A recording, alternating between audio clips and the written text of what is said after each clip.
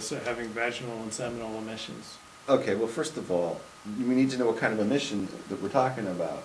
When the Torah says, a vaginal emission in the woman, we're talking about gonorrhea. Or menstruation.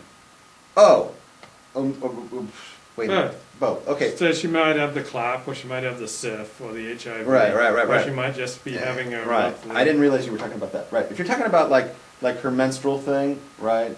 So the Torah talks about that. What's your question exactly? So we used to have a purity code where we cared about whether people were emitting seminally or vaginally or menstrually or the gonorrhea or the SIF. So what do we do today? Like, we live in a community where people all around us are emitting things. Yeah, well, we live in today in a time when we don't have a base of mikdash. We can't have the karbanos. We can't have the offerings. We live in a time when we have to say that most of us would be considered what's called tamei, impure. And if the base of mikdash were built today, like if it was to be rebuilt, we'd all have to be matahir. We'd have to be purified. Yeah. Well, yeah, also everything before we could ever bring a carbon, ever bring an offering to the base of mikdash, because all of these halachas. When it talks about the offerings, like the whole book, we're going to talk about the whole book of Vayikra, which we're entering right now, deals with the karbanos. And it's going to give all the situations in which you cannot bring a carbon, which is very sad because the carbon is the greatest way for a Jew to connect with God. And you can't bring one in certain states of impurity. You have to be totally pure. You can't bring one in shorts. Like the priest don't wear shorts. Are you sunglasses. sure on that? I think the priest actually wore it. They wouldn't just show up in a Hawaiian shirt. Not a Hawaiian shirt, as shirts and go. Shorts and flip-flops. I think they actually wore sandals, and I think they had their legs exposed, but I don't want to be quoted. I have to look that up. But okay, so anyways, today we don't have the base of mikdash. We don't have those requirements, and we just assume that all of us are running around as impure. That's why I cry myself to sleep every night, because we don't have the base of mikdash. Right. And is this why cuddle parties are asur? Because the women might be unclean?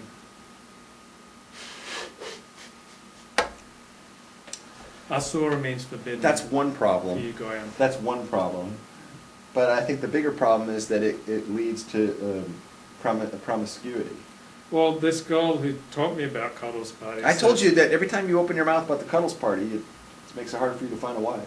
Well, this shiksa who told me about the cuddles parties, she told me that they're very clear ground rules, and it's not to get sexual.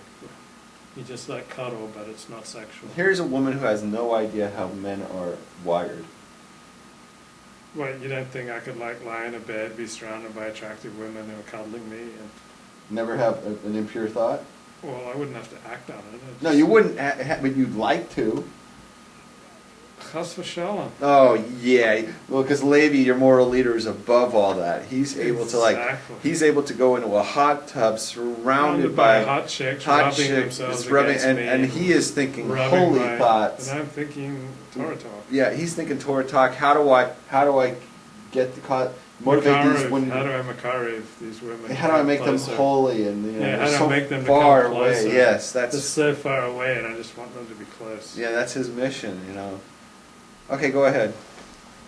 Where does the Torah differ from the other sacrificial systems at the time in the area? There's nothing in the Torah system about God eating the sacrifices. Sacrifices, the korbanot, the offerings, not about warding off evil or some mysterious malevolent forces out there, or keeping away the Satan. They're not about creating a great harvest. It's about atoning for sin, and it's not just any sin, but it's for inadvertent sins between man and God. So if I screw over Rabs, and I speak Lashon Hara about Rabs, and let's say I cost him a job, then I can't go bring a sacrifice. It's okay, God, I'm sorry for speaking ill of Rabs and costing him a job. Here, take my heifer.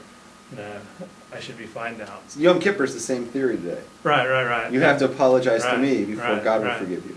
And I also can't go, bring a lamb and say, okay, Hashem, I'm sorry for watching TV on Shabbos, I knew it was wrong, but I You do that? No, chas v'shalom. Oh, okay. I didn't speak Lashon Hara about you either.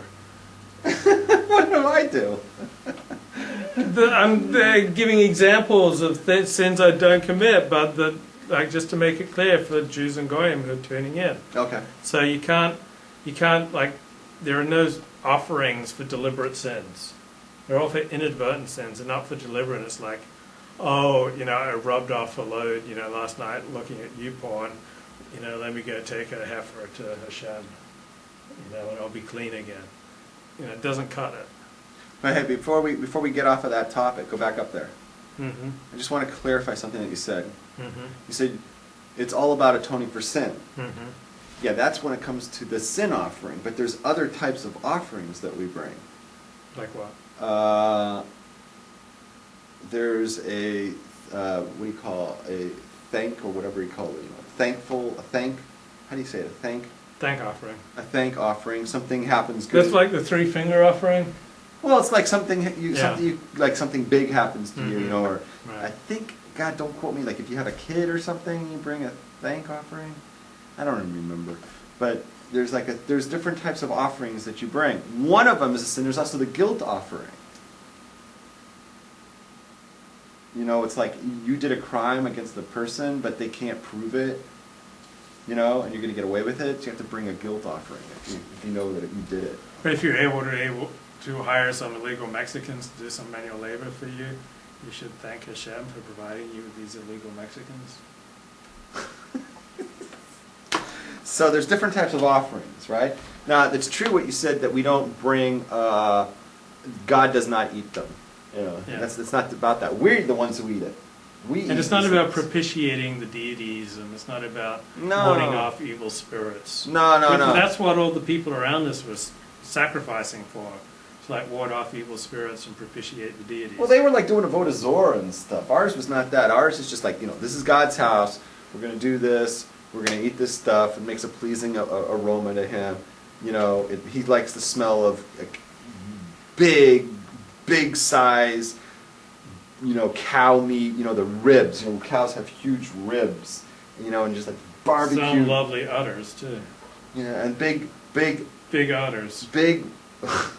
Big ribs, smoking, barbecued, yum, with little sauce on them and everything, barbecue. When I always picture the base of English, I always picture a big outdoor barbecue party. Where there's lots of cow meat, and when it's all the juices are flowing and the place smells of you walk into a restaurant that makes barbecue, like a Texas style restaurant, and it's give me some mashed potatoes with that, it's you make a big feast, and God likes that.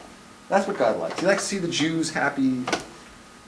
So the Outscroll was asked why it didn't publish an English translation of the Moreh Nevuchim, the Guide to the Perplexed by the Rambam, Maimonides, and someone at Outscroll replied that the Moreh Nevuchim does not belong in a Furim house.